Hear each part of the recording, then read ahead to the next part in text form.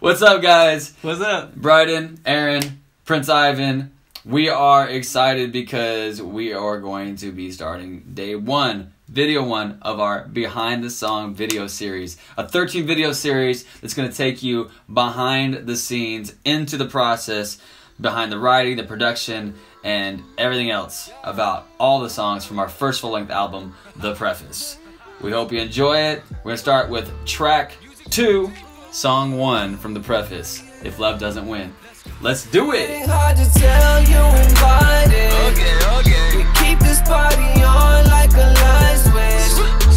Never seen nobody fly as I get. I do just what I like. Yeah, I'm just on that vibe. So If Love Doesn't Win is definitely an anthem. It's got a more dramatic feel to it, and it's got a big message. So we're going to dive into the origins of the track, the writing process, and the whole team that was involved. So let's jump in. Step 1 was, for us, in this album process, we decided we're going to write an album.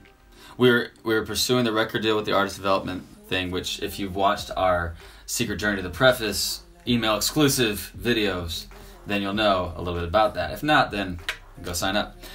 But we were in this artist development deal, and we were kind of like chasing after just trying to find like 5 or 6 good songs to create an EP that we could pitch, get signed, blah blah blah. When we made the shift that hey, we're gonna go back, do this thing indie, we're gonna create an album, then we started thinking in terms of a full-length album, full show. What are the moments we want? And we knew that we needed different types of moments all over the graph, all over the scale to fill out a great album. And we definitely wanted this type of a song, a message song. We wanted a couple of different like anthemic songs. So we opened up a session, Aaron took the captain's chair, and we just started messing around, and Aaron had this Drake bass sound that he had created. Yeah, so I subscribed to this guy on YouTube named I am a music mogul. I'm a music mogul. He always has great tutorials and stuff like that. And one of the ones that I had watched was creating the quote-unquote Drake bass, which he does most of his tutorials in the ES2 synthesizer plug on Logic. So this is basically it here.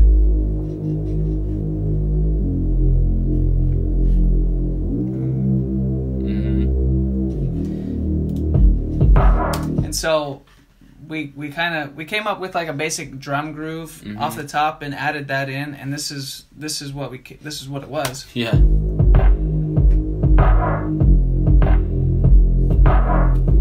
And in there you can hear kind of this, and what that is literally Bryden's voice. Yeah. So we're at the booth here. Aaron's sitting here. I'm sitting here at the whatever this is called, the desk, and Aaron's, he's vibing, we're going along, and I start hearing that part, right? So, and I just start singing it, and I'm like, okay, we need to find something that sounds like that. And Aaron says, why don't you just sing it? And so we always kept a Shure SM58 mic right here plugged into the interface, so we could just capture samples. And so I just put on some headphones, sang it, and honestly, it sounds pretty much like doo-doo by itself. But if you put it through some processing, it sounds pretty cool. So this is it with all the processing. But if you take off, we just got some reverb, distortion, and a little bit of auto-tune. And this would sound like... It sounds like you're saying, yep, yep. Yeah. So put that all back on, and it sounds like one of those like a tracking beacon. So that, I mean, it's just a little texture, but it adds to the atmosphere. Yeah. And so this is all coming together. Like, oh, okay, like the beat, like the bass. I need some kind of melodic hook. So and I remember I was just standing up, and this melody came to my mind, which became the piano hook.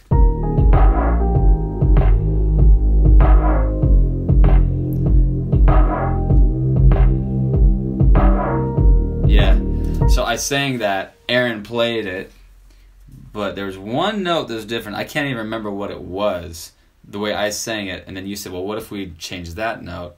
and it just made it minor, made it feel just totally different, made it feel more dramatic, made it really feel more tense, you know. Mm-hmm. So most of these plugins from the original demo are just Logic stock plugs. I mean, there's some samples like for the drums, but most of it is just like the ES2 synthesizer. And we do in this original one we use the Piano V from the Arturia collection. Mm-hmm. But besides that, everything is either from the ES2 or the EXS24 sampler. And then drum samples we get off of Splice. Mm-hmm. We use Splice.com a lot.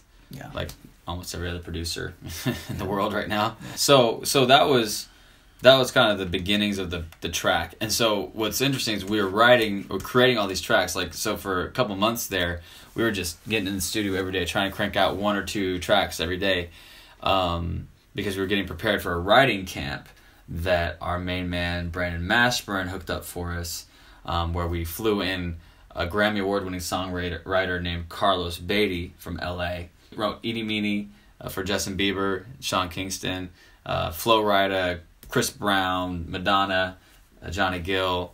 A lot of great songs he's written. And came into town, and we had about 5 days? Something like that. 4 or 5 days to just write with him, and it was like a masterclass. We learned so much. So we were creating all these tracks, trying to prepare for that session, and this was one of the tracks we created. We created well over 30. So the first day he came in, we just sat and listened to tracks. He said, I like that one, I can write to that one, and selected about 8 of them, and then just started writing. We wrote 2 songs a day, and this was actually the first one that we did in that whole writers camp. Yeah, it was a great way to start it. Yeah, Los taught us a lot because we traditionally would co-write. We'd get in a room, Aaron and I, with another writer or 2 or whatever, and we just kind of start from scratch. And that's, you know, a way that you do it. And in country, that's really, really prevalent still. But in pop and hip-hop today, what we learned from Los is that most people, they have a track already, like we created, and then you do what's called toplining. You have writers come in, and you just write a melody and lyrics on the top of the track. So we play the track, he jumps in the vocal booth, takes 3 passes through what would be the chorus, and just is trying out melodic hooks, just do-do-do-do-do, and he's just like do-do, la-la-la, nonsense words, little like coherent words here and there, but just trying to find the right melodies, the right hooks. Did all that, then we came out of the booth, and we just selected, okay, we like that hook, and we put them, we just placed them, cut and paste them, so we created the melody map for the whole song. And then he went and wrote the lyrics to it.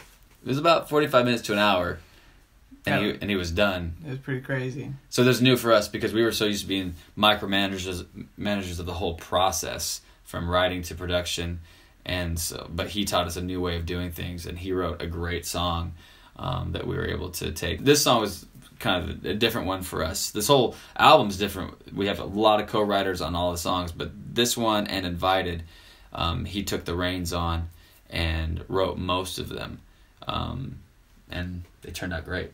So fast forward to after the writing, after the the demoing and all that stuff, fast forward to, okay, we're getting ready for the album. So that's when Austin, Bryden's cousin, Austin Armstrong, he was involved in a lot of ways in the album, but in this song, he wasn't a writer, but he was definitely the main producer. Yeah. He brought it to life. And he actually kept a lot of the main elements from our demo, but just added a ton of sparkle. Yeah. The first time we got a demo back from him, or a draft, this is what we heard. Okay. I like that for the intro, that's better. Yeah. That's nice, yeah. Pretty cool. Okay.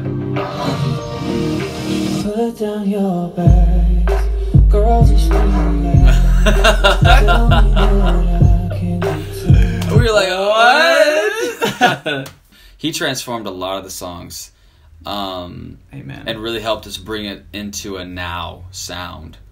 But this one, more than maybe all of them, was the one where I was like, okay, that is dope. We would not have come up with that on our own. It made it much more urban, much more, stank face, worthy. Took it to a new place, a new level. It's really great. Yeah, this song's really great in a car. Yeah, yeah. Because that 808 on the bottom, it just pounds, man. It sounds so good. This song might be the one where it kind of feels like this is the song that birthed us as songwriters in a new way, because it taught us so much. We didn't even really write this one, but we learned how to write from watching Los do this one. We were just taking notes the whole time, and the way that Austin brought it to life, we just learned that it takes a team to make something really high quality, and it's pretty cool. And that it's okay that we don't do everything. Yeah.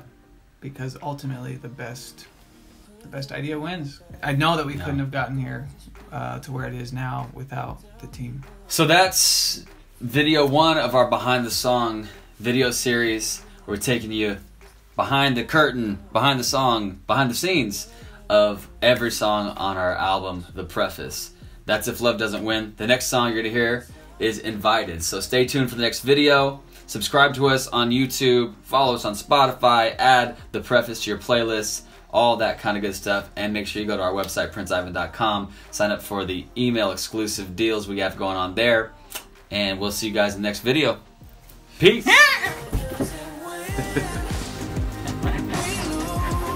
Cool. Alright, yeah, man. Yeah, we got another order.